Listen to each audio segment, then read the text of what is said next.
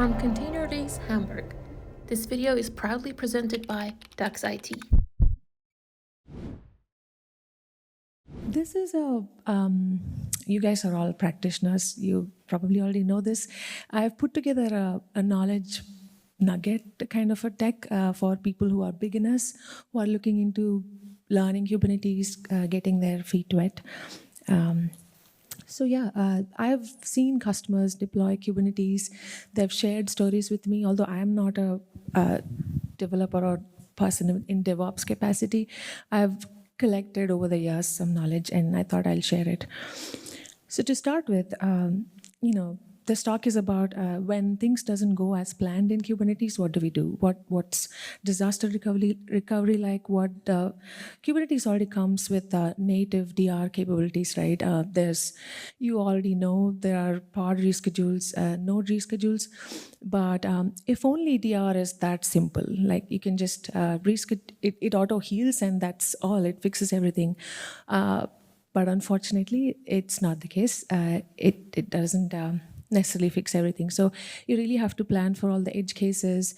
When storage is involved, network, and all the API failures are involved, you have to come up with strategies to foresee all those and plan the DR accordingly. Some of the common failures include when clusters are upgraded, there's incompatibility issues that you come across. Storage backends are not necessarily compatible, or they are like silent killers, right? They won't give you signs when storage is failing. So you have to also proactively detect that. And then network partitions. If you're aware of in distributed space, all the network partitions will have workloads that are stuck and hanging. So we need to solve for all those edge cases beforehand. So you have in Kubernetes, there are stateless and stateful workloads, and we have to plan separately for each workload. What does disaster recovery even means, right? Not even in non-Kubernetes context, there are these recovery strategies you have to take, both at the app level and also at the cluster level. Usually for stateful workloads, it's kind of tricky and more involved than stateless, because in stateless, it's mostly configurations or metadata that you try to back up and restore. But in stateful workloads, it's very hard because you have to take care of the data and not just the processes. And then you must also have an RPO and RTO in the design beforehand. That's the only way you can get around DR issues, and DR will be kicked in. So some of the common usual suspects of DR are these, from my knowledge I've gathered. I've also asked other people who ran. And first thing is, some of the patterns that I observed in production is node failures. Usually these are recoverable in the native capabilities will help in when PVCs are stuck or something, they'll come back up. But it's not that easy. The rescheduling of pods and the storage workloads, when they get stuck, you have to also detach and attach the PVCs. That's something you have to also sometimes automate. Control plane outages are usually the worst, because you cannot see what's going on. Even though it'll look like everything is running fine, you've lost the ability to control the cluster. And you have to fix for example, an HCD is corrupted or something. You don't know if the API server is down or up, so you just have to work on that. And network partitions are tricky because it looks like there will be a scenarios, most cases when databases are involved. In network partition scenario, you have to plan for split brain cases, and then sometimes the CNIs will crash and the VPCs will go out, blow up. So you have to plan for all that. And finally, storage actually. So storage is, as I said, a silent killer. You will have to solve for it carefully and proactively, like all the PVC stuck issues and the cloud errors. Finally, of all the issues, it's not necessarily technical. Human errors are also most dangerous, and it's us who cause the problems more than actually the software, we think. So we have to plan for all the misconfigurations and the CRD privileges, whatnot. So how do we do that? How do we solve for all these failure scenarios, right? Basically, the answer is RPO, RTO, which is the language for DR in any world, Kubernetes or not. You just have to select a DR strategy that weighs in the costs and the trade-offs of solving all these issues. This diagram is not done by me. It's AWS published an article for several years ago about their DR strategy, how they take into consideration the amount of time that is required to to recover a process, and also how much of data you can lose. If it's usually hours are okay, you can go with a more warm standby and backup and restore mechanism that is more asynchronous in nature. But if the RTO and RPO is more real time, you want immediate synchronization, you have to go for something like an active multi-site. I'm not going to go into details because it's out of the scope of this talk, but you can this is just going to give you a high level understanding. So when it comes to Kubernetes, right, when like RTO and RPO is no different, but it's going to be a little more intricate, and you have to take extra care in terms of pod reschedules and attachments, and these will define how your the clusters are performing. And RTO is about time, and RPO is about data. So, for example, when database workloads are involved, if the lag is more than 5 seconds, you might lose 5 seconds of transactions in a failover if you rely on daily snapshots as opposed to more frequent snapshots. So your RPO could be several hours, so you have to solve for that. And in case of stateless workloads, it's usually pretty instant because it's like configurations. But for stateful systems, did I say stateless? Yeah, so for stateful, it's mostly the databases like Postgres, MySQL and all. It'll entirely depend on your replication strategy and snapshotting that's in place. So for stateful and stateless, as I said, there are different ways you do it. For database and data stores, usually the way you do DR is by backing up POCs. You're making sure replication is across the clusters and objects, and then you capture the transaction logs and all the CDC data. Make sure that their point-in-time recovery is in place. When it comes to messaging brokers like Kafka and whatnot, you have to also take into consideration the messaging logs and the offsets and plan for the cluster linking, or use certain tools like Mirror Maker or whatnot, and make sure all the broker data is replicated.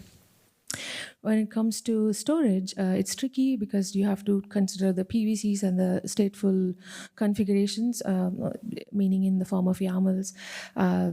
You just have to handle in a very orderly fashion. How do you start these dependencies and make sure the restore is in place?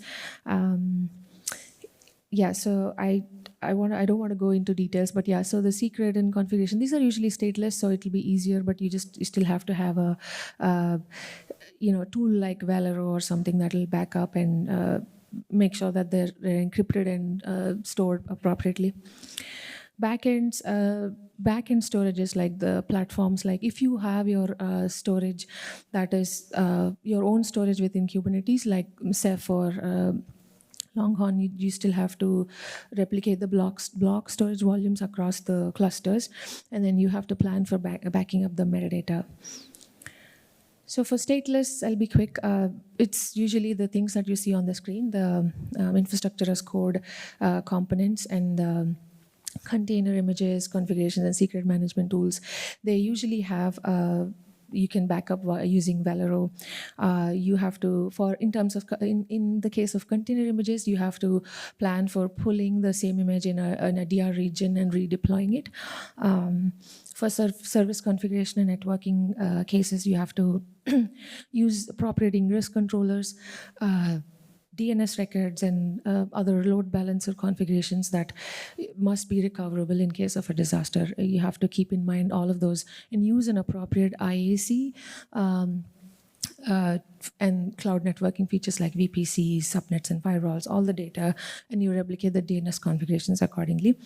In terms of CI/CD pipelines, it applies the same, but you should make sure that the pipelines should target multiple clusters and regions for DR and failure. It's mostly straightforward. One of the lessons I've learned customers see is the etcd corruption. In this particular case, what I've seen is that the snapshot was really old. So what the lessons learned in their case was that they realized that the snapshot should be automated and stored somewhere offsite, so that they can restore them regularly. Another story is stock PVCs. This is very pretty common. In this case, the pods will be fine, but the cloud storage system was not getting attached from the old node. Actually, it isn't detached from the old node. So you'll have to fix the CSI, do some CSI health checks, and run some runbooks. And that caused hours of downtime. So this is something you have to plan for beforehand. Some of the tools that you can use are Valero. It will help you back up, and all the PVs, just offsite storage, and other. It has restore and migration strategy that you can leverage. CSNS snapshots is a very pretty common usage for having, instead of taking a full backup, you can take a point in time snapshot and restore from there. GitOps. For all the declarative things that you have, you can use something like Argo CD, which will instantly, from scratch, build the new clusters and do that for you. And chaos engineering is something you have to consider when you are testing, putting it into prod. We really don't have that much time, but on a very high level, this is what Valero does. For example, in AWS Cloud, when you want a backup to happen, it'll talk to the server and identify all the objects defined in the CRD which needs to be backed up, and then it'll kick in a backup controller which will do these compressions on the Kubernetes objects defined in the CRD and saves it to the S3. And similarly, when a restore controller is kicked in by Valero, it'll talk to the API server again and makes the calls to S3 and extract the compressed objects and try to initiate a restore operation. I work for Pure Storage, so Portworx is an out-of-the-box commercial product that you can use to asynchronously replicate data from a source to a destination. I'm not selling a solution here, but it's pretty common and widely accepted asynchronous way of having a DR for PVCs. And then you can, for all the incremental changes from Kubernetes or even your OpenShift operations, right? You can, all the things that are mentioned, like the KVDBs, and all of them will be just automatically moved into your cluster that is on the destination end. If the source cluster becomes unavailable, you can activate that. Once the active cluster, the source one, is disabled, you can put all the apps and activate them on the destination. Portworx will take care of all of that. Another edge case I saw is for example, in AWS, you also have to solve for traffic routing and DNS configurations. Let's say in a fictitious situation, like you have an active cluster, a DR cluster, you have to plan for, you don't have to, you can also manually do the CNAME modifications and route the app to talk to the DR cluster. But the one way you can do is implement some health checks that will make sure that the workloads that need redeployment when disaster happens, the health check will check for the traffic flow to the primary. When the health check fails, and then the traffic will switch to the DR. And the traffic will automatically be shifted to the DR, which is secondary in this case.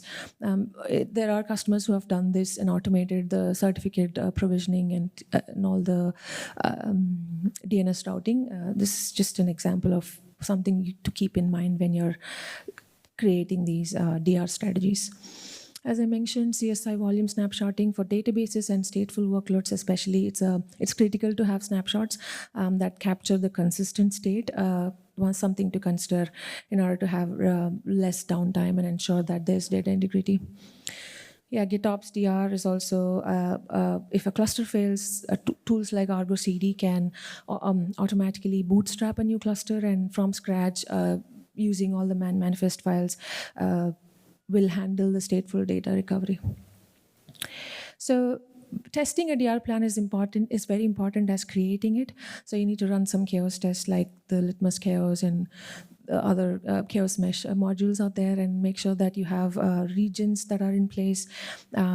Also document the runbooks on the go. Make sure that they're reviewed quarterly, and then we have some validations in place to check the readiness of the cluster to be deployed in production. And yeah, after all this, even when you have everything in place, it's just sometimes to err is human. We all make mistakes, and clusters fail, things fall apart, network partitions happen.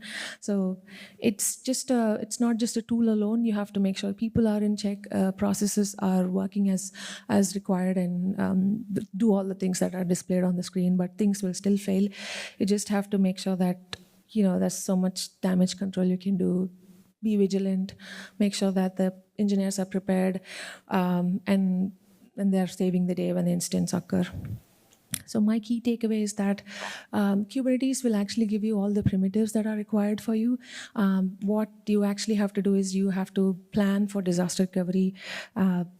It only works when you prepare and test properly. So yeah, leverage the native features Kubernetes has, and make sure that you document and create runbooks. Thank you so much.